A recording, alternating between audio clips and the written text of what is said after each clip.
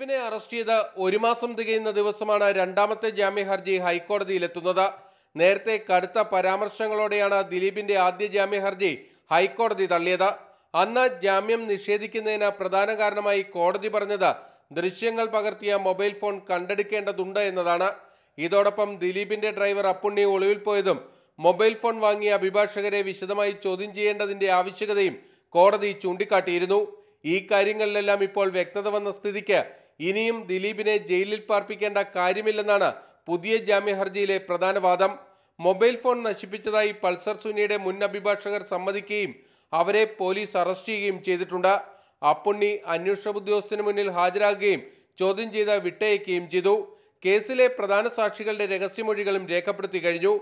ഇനിയും ദിലീപിന് ജാമ്യം നിഷേധിക്കേണ്ടതില്ലെന്നാണ് പ്രതിഭാഗത്തിന്റെ വാദം.